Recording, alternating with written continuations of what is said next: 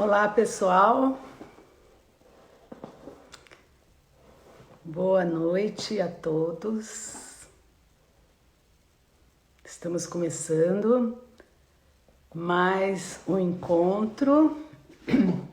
Meu nome é Silvia Malamud, trabalho com relacionamentos abusivos há muitos anos e eu estou fazendo uma série de encontro com vocês para a gente ficar mais próximo nessa época de Covid, onde as distâncias muitas vezes nos conectam mais de outras maneiras. Vocês veem quantas lives que existem por aí nesses momentos e quanta oportunidade que nós temos de conhecer mais a fundo profissionais, pessoas. Então, é um outro tipo de via de conhecimento e de conexão e que nos leva a ter um tipo de acesso e de conexão muito diferente do que a gente jamais teve anteriormente. Oi para quem está chegando, sejam super bem-vindos. Marta querida, muito bem-vindos. E hoje eu vou só aguardar mais um pouquinho para o pessoal ir chegando e sejam todos muito bem-vindos. Hoje a gente vai falar exatamente sobre o que é o bullying e como que esse bullying funciona no relacionamento abusivo. O bullying por si só, a gente já pode entender que é um relacionamento, faz parte de relacionamento abusivo. O bullying, ele é uma prática que ele corresponde a atos de violência física, psicológica, intencionais, repetidos e que pode ser cometido por um ou mais agressores. E a gente vai ver, vai entender como que funciona esse relacionamento abusivo, que é por conta do bullying, que hoje o tema é bullying, e vamos entender quando a gente ouve falar do bullying, a gente sempre ouve falar quando as pessoas estão em idade muito precoce, na escola, e o que será que acontece com esses abusadores que fazem o bullying? Antigamente a gente não usava o termo nem abusador para ambiente escolar e nem bullying para ambiente escolar. Os pais entendiam que tinham perseguição, alguma coisa no termo, nesses termos, e não era entendido na profundidade o que poderia acontecer dentro desse ambiente e também que poderia ser tão devastador na vida de quem sofre, das vítimas desses bullings. Graças ao desenvolvimento do conhecimento e infelizmente por conta das vítimas que passaram por tais bullings, nós vemos que esse tipo de trauma ele pode ser devastador e brutal e dependendo das pessoas, e a grande maioria que eu já entrei em contato na minha prática, os traumas são bastante importantes e se perpetuam ao longo da vida. Então a gente tem muita história de pessoas por diversos motivos que a gente vai abrir espaço aqui para conversar, que tiveram bullying na mais tenra idade, desde pequenos, na infância, na adolescência e também em fases posteriores. E nós vamos ver também como que esses bullings, eles podem vir, por mais incrível que possa parecer, de dentro de casa. E aí a gente vai pensar em famílias narcisistas, em famílias de abusadores emocionais, e que os próprios filhos já têm um modelo de ser dentro do espectro narcisista, né, da família narcisista. Muitas vezes a vítima na escola, por não ter outro tipo de modelo, por não ter uma autoestima boa e por já receber o modelo e este mandamento dos pais de que eles são o problema e de que eles são as pessoas que não são boas em nada, então eles já vão para a escola com esse mundo interior com baixa autoestima, achando que eles vão ser literalmente criticados, porque o modelo que eles têm em casa a criança perpetua na escola. Então não é que a criança vai entender que, não, na escola quem sabe alguém vai gostar de mim ou alguém vai me receber com carinho. Então esses mandatos internos, essas crenças internas que começam muito cedo em casa como modelo, muitas vezes elas se perpetuam ao longo da vida. E o que acontece? Vamos lá para a parte quando é criança. Vamos dizer que a criança vem de uma família com uma estrutura abusiva e que ela é tida como o bode expiatório da família. Estou falando das crianças que são abusadas por bullying na escola. Vou falar também dos abusadores, daquele que faz o bullying. E a gente vai ver que da estrutura familiar, muitas vezes onde existe o abusador, existe a vítima, isso daí se transpõe para a escola. E quem será que são esses abusadores?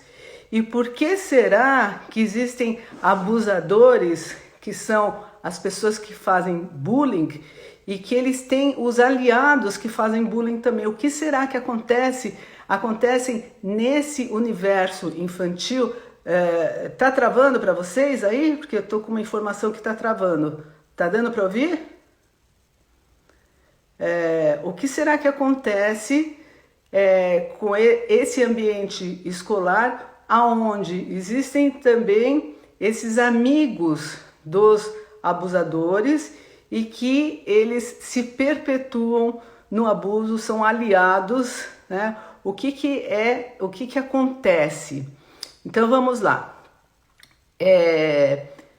Eu vou responder, eu vou falar sobre o que vocês estão colocando aqui, né? E a gente vai conversar sobre isso no final dessa live.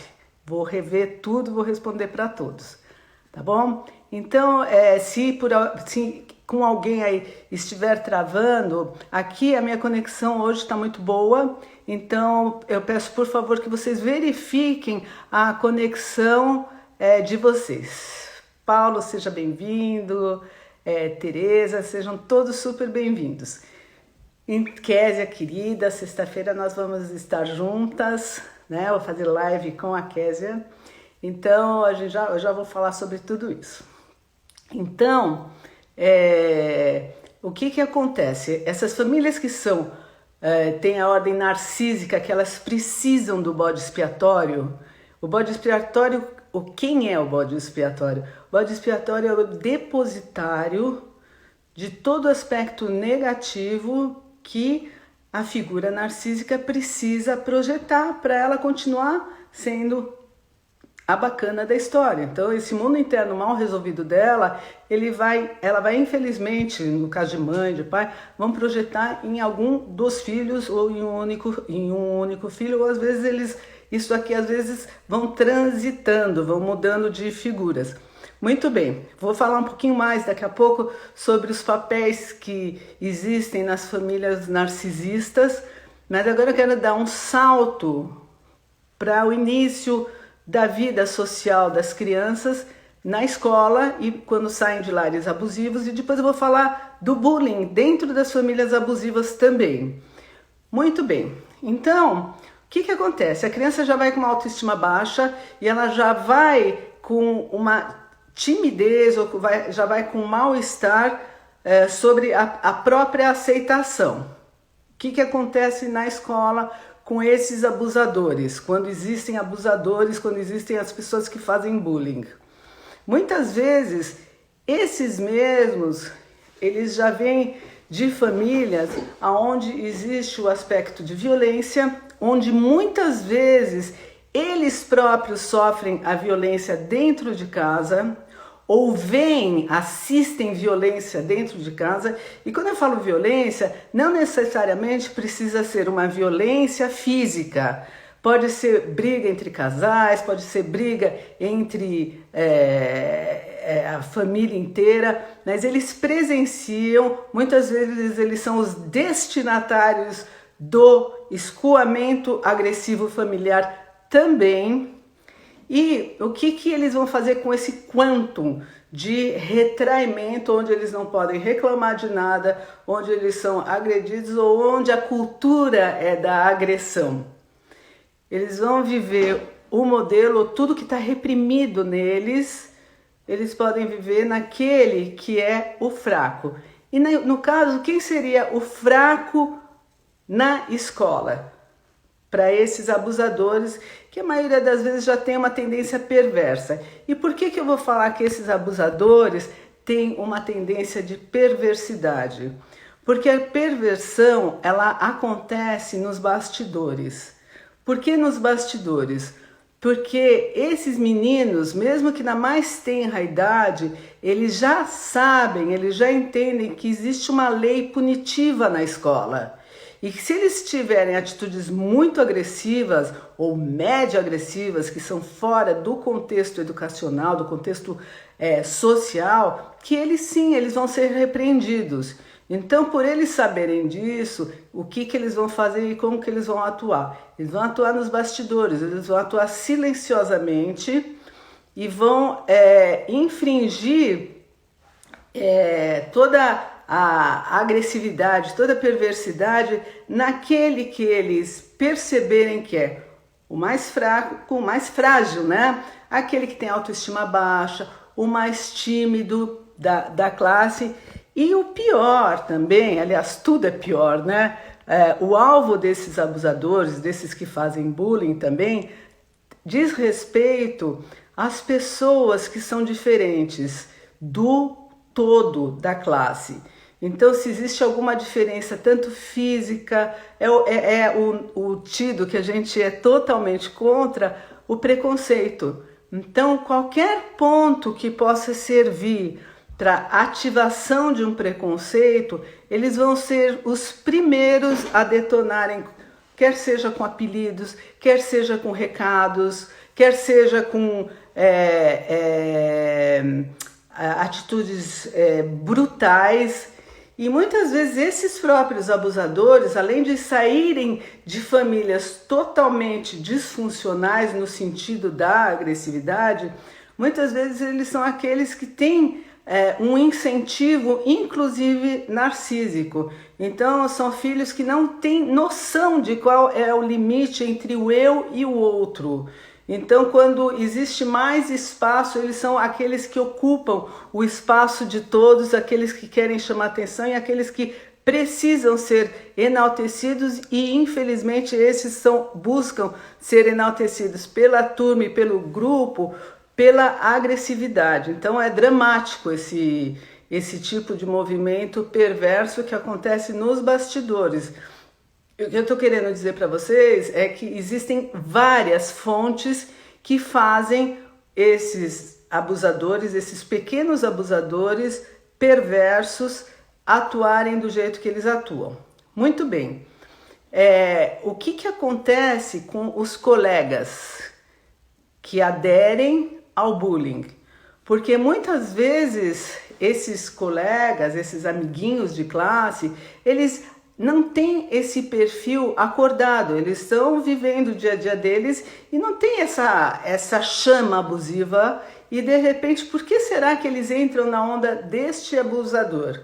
O que será que esse abusador consegue aliados? Por que será que ele consegue aliados para fazer bullying em determinada ou determinadas pessoas dentro da escola?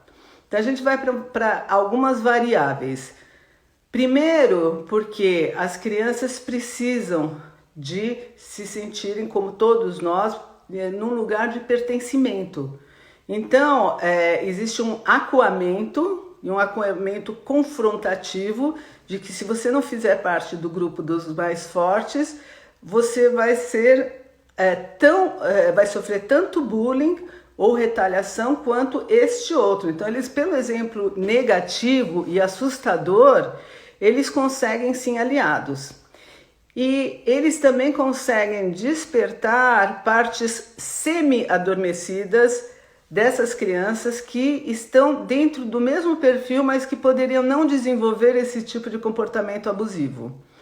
Muito bem, e aí se a gente vai para a vida adulta, a gente vai entender que esses daí são os famosos flying monkeys, né? Que a gente conhece na atualidade, que é um termo usado dentro do espectro de relacionamento abusivo, quando os abusadores, eles se fazem de vítima e eles vão juntando pessoas, vão contando histórias, e eles têm esses macacos voadores, que a gente chama, que eles são aqueles que são os companheiros que os ajudam nas mentiras inventadas, mesmo sem saber, eles são os transmissores desse abuso de modo totalmente inconsciente, muitas vezes do mesmo modo que na infância, para eles terem esse lugar no grupo por medo ou por necessidade muito grande de ter esse sentimento de pertencimento com o mais forte, que no caso, fica exemplificado no abusador.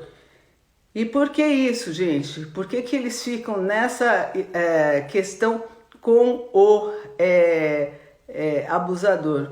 Porque existe uma falta de autoconfiança avassaladora naqueles que aderem e também, voltando a dizer, uma necessidade muito, muito forte de colocar a agressividade guardada dentro de si em alguém mais fraco. Então, na maioria das vezes, existe uma projeção massiva da sua própria dor emocional, que é destinada a si próprio por ambiente familiar. Então, é uma oportunidade que esses abusadores têm de despejar naquele outro que é diferente e que eles não querem que faça parte do grupo, né, do grupo deles. Muito bem. Qual que é agora o efeito desse tipo de bullying que é devastador? O que eles podem fazer na vida dessas vítimas, dessas crianças que passam por isso ao longo da vida, que tem esses conflitos de dificuldade, muitas vezes, de contar dentro de casa o que eles estão sofrendo na escola. E muitas vezes, quando eles contam, dependendo da família que eles têm, eles são totalmente ou desacreditados. Eu tenho várias histórias nesse sentido, minimizados, que não é daquele tamanho, ou muitas vezes esses filhos estão precisando ou de ajuda psicológica, que é fato, para fortalecer a autoestima, já que os pais não estão dando conta de resolver uma questão de bullying e quando não se dá conta, né? Então eles precisariam talvez de um auxílio psicológico, ou em alguns casos, e dependendo da idade, que os pais possam ir até a escola e revelar o que está acontecendo, porque muitas vezes a classe toda fica em silêncio, conivente, sabendo do abuso, conivente com os maiores abusadores que passam a ser os líderes negativos, por receio de receberem o mesmo tipo de tratamento e por serem os dedos duros, porque na idade principalmente da adolescência, o dedo duro ele é muito mal visto, então eles têm medo de que eles próprios sejam retalhados por um comportamento massivo, abusivo de acuamento e muitas vezes de agressão física. Então é uma situação bastante delicada e muitas vezes precisa sim entrar dentro da escola psicólogos, psicopedagogos, para fazer uma educação, uma reeducação pedagógica, para que seja instaurado um padrão de equilíbrio e de sentido moral e de empatia em relação às pessoas e em todos. Então, esse daqui, a questão do bullying, é uma questão muito, muito importante, porque ela já faz num pequeno meio, e se ela não é deflagrada, ela faz num pequeno meio um mapa que gera possibilidades das crianças entenderem que elas podem ultrapassar os adolescentes, podem ultrapassar a lei, que é uma lei que começa também na escola, e podem passar de modo desapercebido, fazendo totalmente as agressões, fazendo tudo o que eles desejarem de agressivo, de negativo nos colegas e pior, debaixo do pano, onde ninguém vê.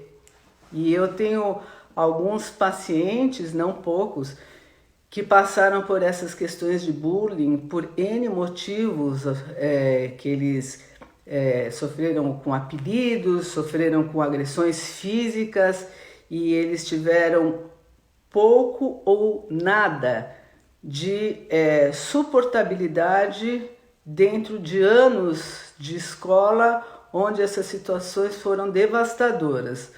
E as sequelas, claro, elas são sequelas fortíssimas por conta do desamparo e por conta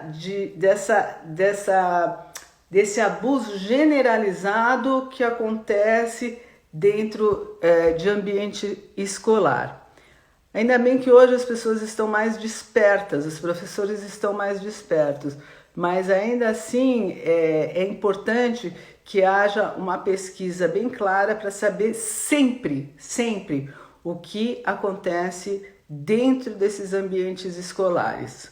Então, voltando a dizer, a maioria dos bullying que ocorre, desses abusadores, ocorrem porque eles já vêm de ambientes onde existe excesso de agressividade, onde existe falta de limites, onde esses jovens podem fazer tudo e não têm noção do que é o outro, de quem é esse outro. Então eles acham que eles podem tudo, eles podem escandalizar mesmo sabendo que tem lei.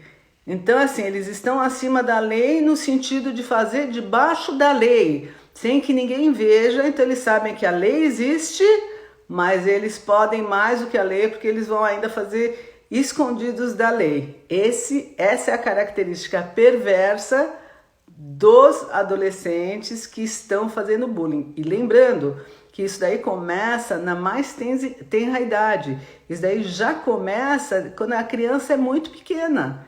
Então ela já sabe que existe a lei e já sabe que tem que fazer escondido. Olha como que eles podem, dentro do ambiente escolar, acabar se especializando em fazer a agressividade sem punição nenhuma. Então olha o que acontece, sem punição nenhuma, porque existe sofrimento e é difícil de deflagrar, é difícil de ver, e muitas vezes quando as crianças acabam reclamando, elas têm muita vergonha de reclamar, muita dificuldade, muito medo de reclamar, por medo de ter mais agressividade ainda. Então, que tipo de gente que esses abusadores acabam tendo como alvo, né? Então normalmente são aqueles alunos que entram no meio do ano, alunos novos que não fazem ainda parte do grupo e que eles estão um pouco instáveis, querendo se socializarem. Então, se eles não tiverem autoestima suficiente, eles podem facilmente ser alvos, se tiver esse tipo de personalidade na escola, facilmente eles podem ser alvos desse tipo de abuso dentro da escola, de bullying, tá? Aqueles que são aqueles da minha época, não sei como que hoje se fala, né? Aqueles que são os mais CDFs, né? Que a gente fala assim, os nerds, né? Apesar de que os nerds hoje eles estão em alta também. Mas é o nome que a gente dava antigamente, que é aqueles que são mais focados, que estudam, que tem muito e que tem dificuldade muitas vezes de se sociabilizarem. Esses também muitas vezes são os alvos de bullying, né? E os adolescentes, as crianças que podem ter algum traço físico diferente da grande maioria das pessoas. E aí eu volto a dizer que a gente fala da questão do preconceito, como que ele pode estar ativo e ainda de modo subterrâneo, né? E as consequências dos bullying, né, elas geralmente são devastadoras. E as pessoas têm medo de falar para a família, né? E muitos dos jovens que sofrem bullying, eles sofrem inclusive de agressões físicas. E mesmo assim eles têm medo de contar para a família, né? Então, às vezes as crianças os pais notam sintomas nas crianças, as crianças falam que caíram, que tiveram algum problema por medo, por medo de revelarem aos pais o que está acontecendo na escola. Agora a gente vai dar um salto, né, para esses bullying que acontecem nos relacionamentos abusivos. O que será que acontece nas famílias que a gente pode dar o nome de bullying? O abuso emocional é um bullying?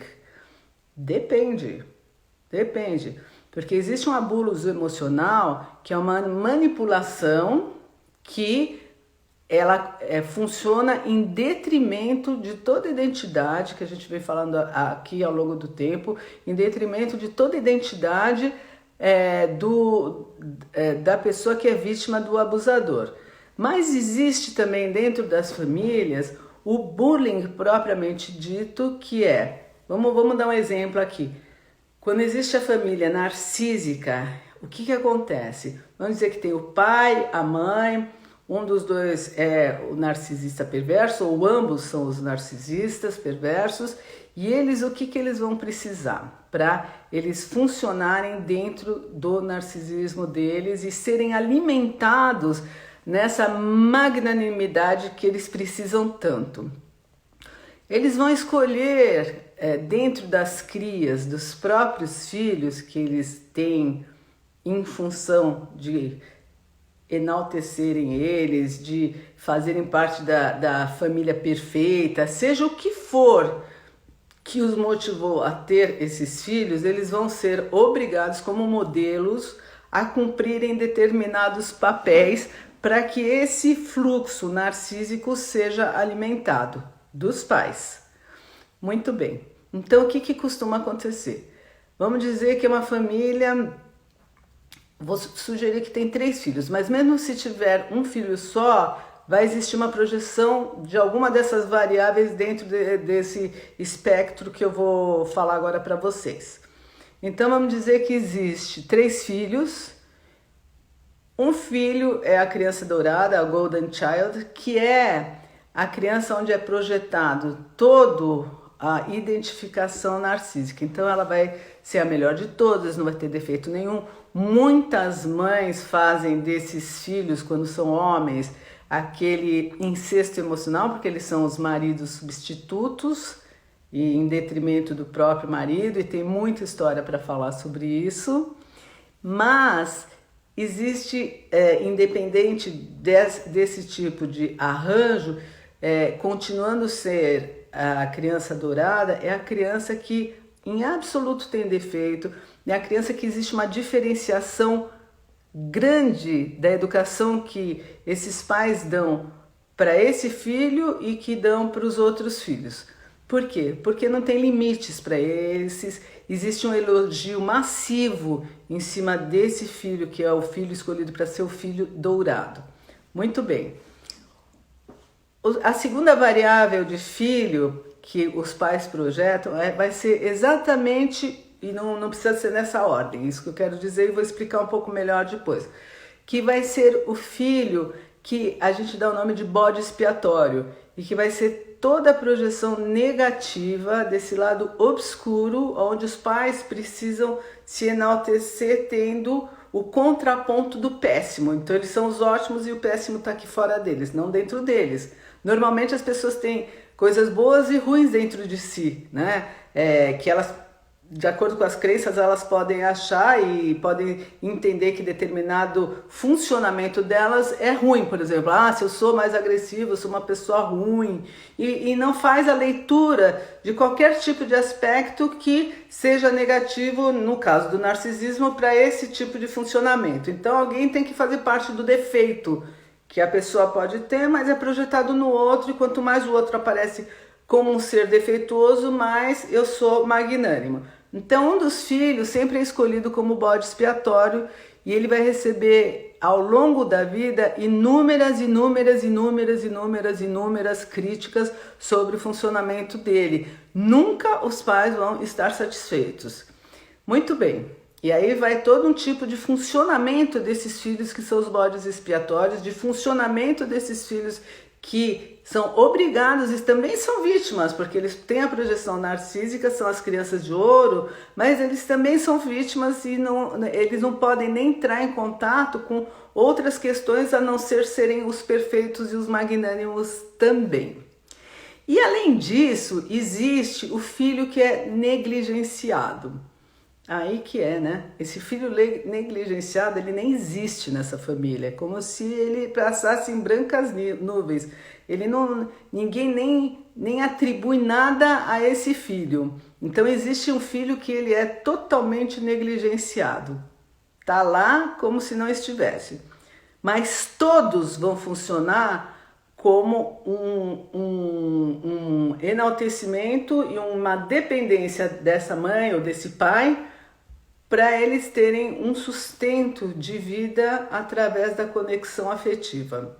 E aí que esses pais ganham cada vez mais poder nesses filhos. E aí como que acontece o bullying? O bullying acontece normalmente direcionado para o bode expiatório. Então esse bode expiatório é aquele que vai receber apelidos em detrimento à identidade dele, a quem ele é. Ele vai ser comparado, ele vai ser constantemente ridicularizado, e esse tipo de abuso para o bode expiatório na família abusiva, que a gente vai dar o nome de bullying, vocês veem como o sistema fica parecido com o sistema escolar. Porque o que essa mãe e esse pai fazem? Eles escolhem aquele que eles escolheram que vai ser o diferente, porque as crianças nascem, claro que um mapa em branco, é tudo projeção dos pais. Então esse aqui que vai ser o alvo do bullying, por que os outros dois filhos, no caso desse exemplo, eles vão compactuar com esses pais? Pelo mesmo motivo que acontece na escola, gente. Porque eles querem pertencer a essa família, que é o modelo de origem deles. E como que eles vão pertencer a essa família se eles vão contra os próprios pais e vão ficar se sentindo culpados ou com pena ou sensibilizados com esse irmão que está sendo agredido brutalmente por meio desse bullying? Então, o que eles fazem? Eles se associam aos, entre aspas, mais fortes, por medo, igual na escola, de sofrer a mesma retaliação, a mesma falta de amor e o sentimento de não pertencimento. Isso eu estou falando quando não existe agressão física, porque quando existe agressão física, o medo fica mais explícito.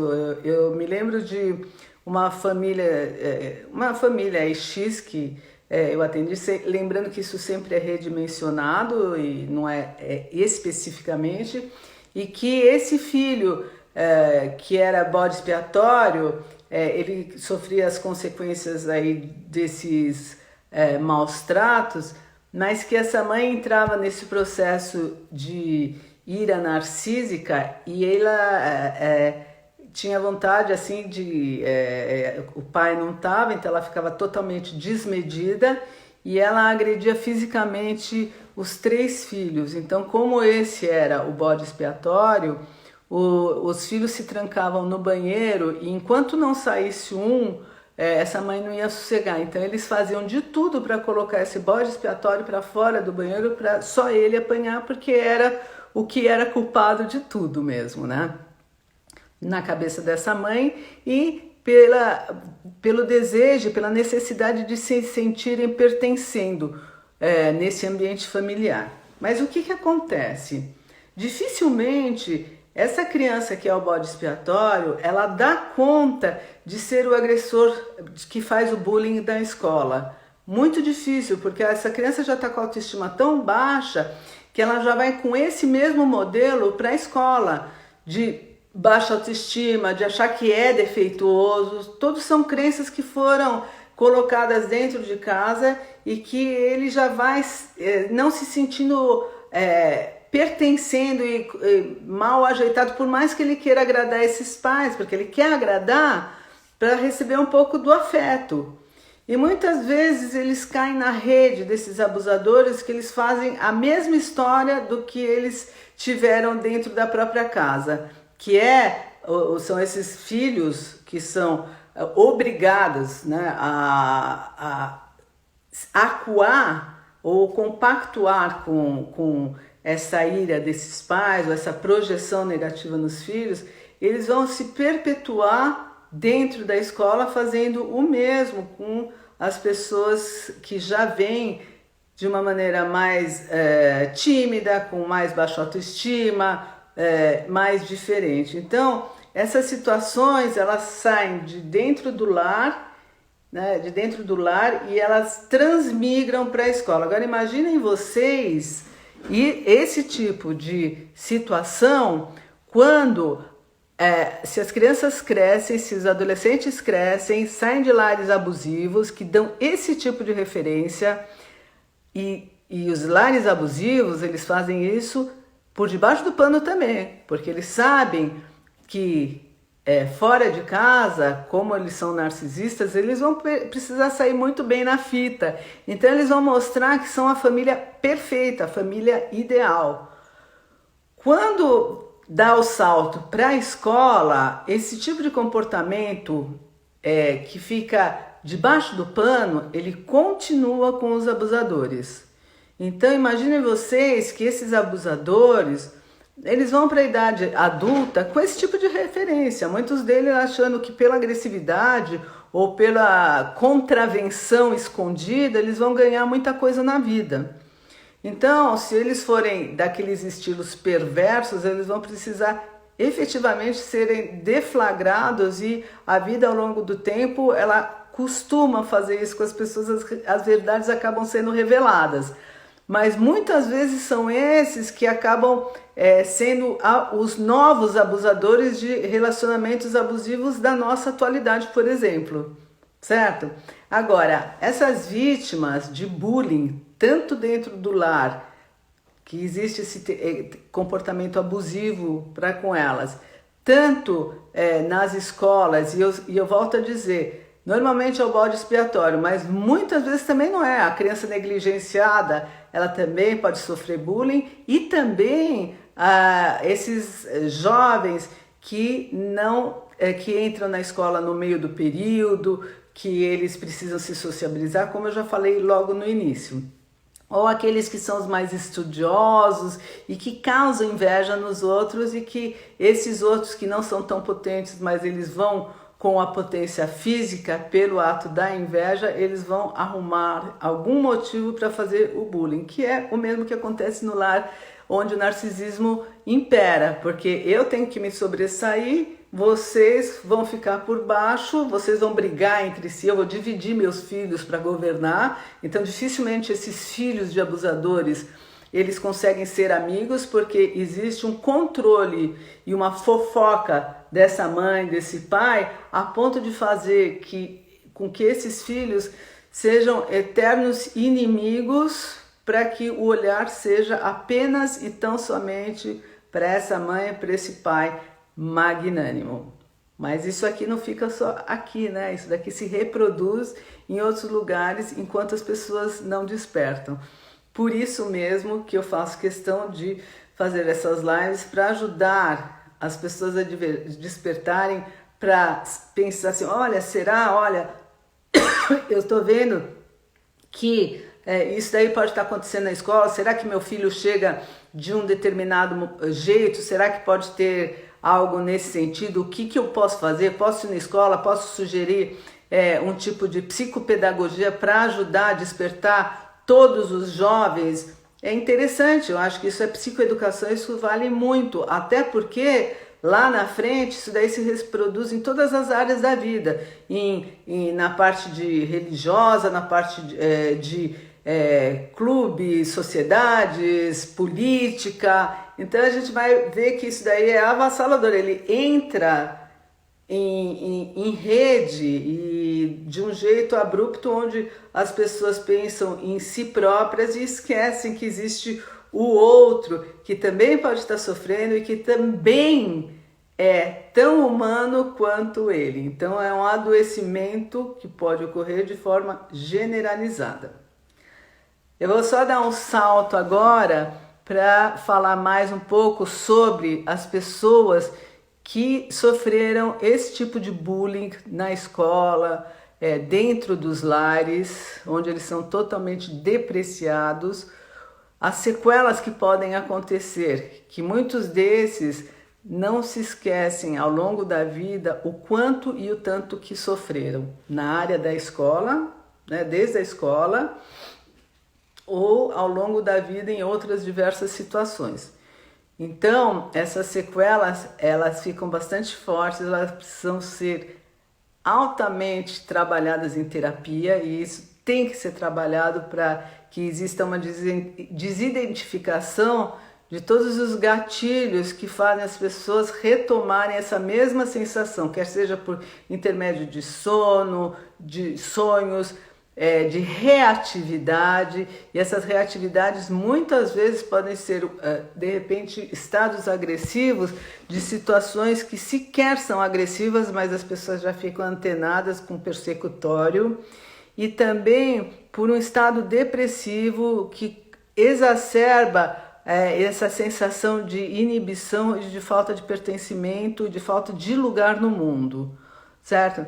Então, para as crianças quando estão em idade escolar, uma das questões que mais aparece é a queda do desempenho escolar, e muitas das crianças ficam com dificuldade de ir para a escola, e acontece um monte de situações que os pais precisam realmente estarem despertos. E a mesma coisa do lado oposto, quando a criança chega com uma certa inibição, que a escola também tenha esse olhar, e tem muito mais hoje em dia, atento para o que pode estar acontecendo dentro da casa, do lar dessas crianças, que pode trazer crianças com uma alteração emocional para a escola. Então, essa live de hoje, ela funciona como um alerta sobre o que pode acontecer, sobre a força negativa que tem o bullying, sobre como que esses abusadores, que são os que fazem bullying, eles têm a perturbação emocional que fica projetada naqueles ditos mais fracos, e como isso ao longo da vida é devastador na vida de quem sofre. E as notícias que eu tenho dos abusadores, que foram abusadores massivos, a maioria das vezes dessas pessoas que eu tenho notícia por conta dos meus pacientes, dos estudos que eu faço, é que eles acabam com muita dificuldade de eles próprios, de terem uma boa colocação profissional e de pertencimento ao longo da vida. Uma parte. E outra parte continua com toda a questão do bullying, entre aspas, que se transforma em relacionamentos abusivos de toda sorte, que são os abusadores adultos da nossa era, e que a gente categoriza de diversas formas e maneiras, e todas, infelizmente, num sentido patológico.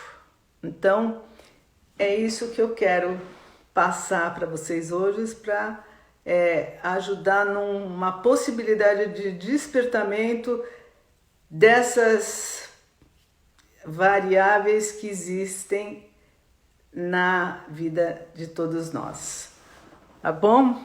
Então, quero falar que é com muito carinho que eu estou fazendo essas lives nesse momento, e que de alguma maneira possa ajudar a vocês nesse despertamento, que é a minha intenção, com todo amor e carinho, que eu estou ocupando o tempo de vocês e o meu, no sentido de despertar, no sentido de trazer mais iluminação para lugares onde existem situações que são mais obscuras, tá?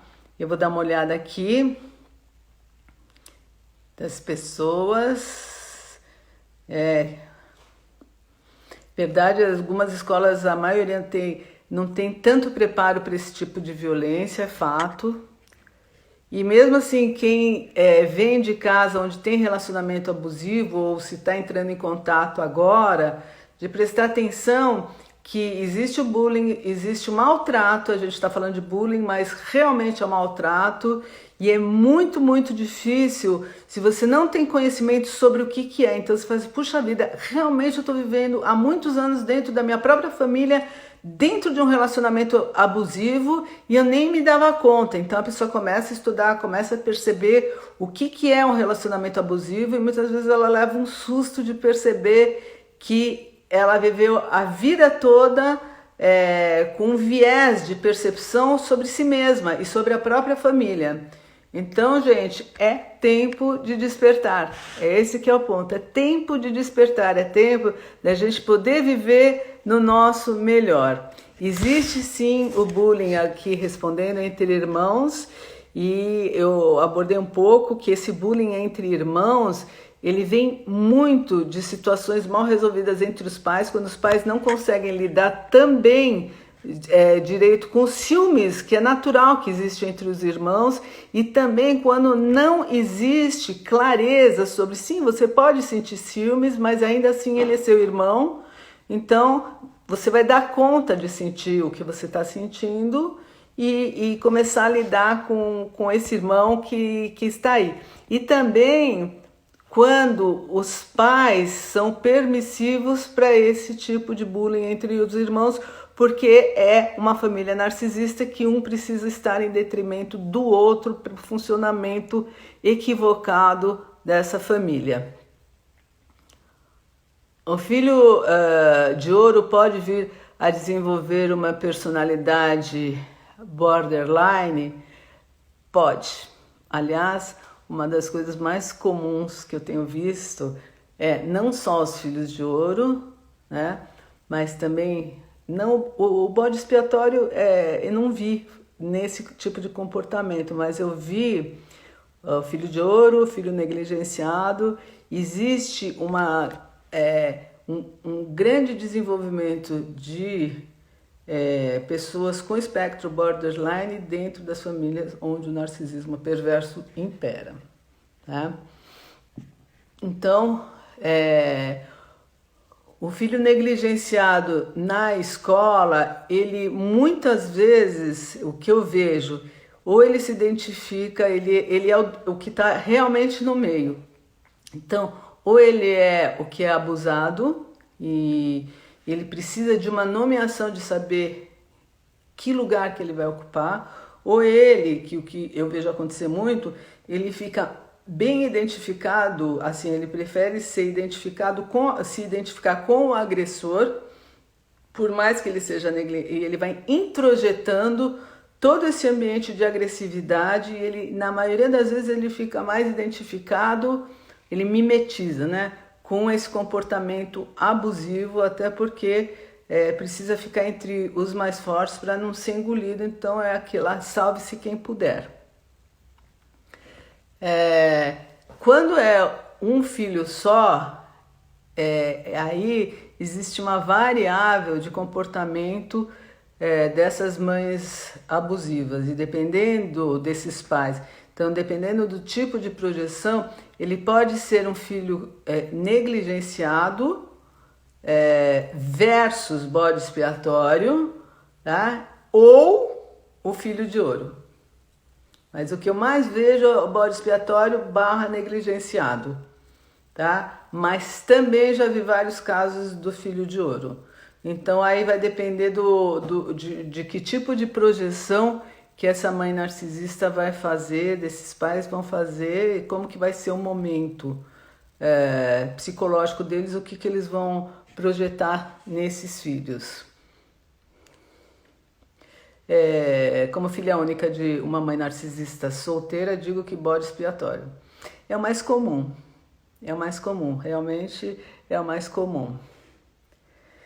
Então é isso, queridos.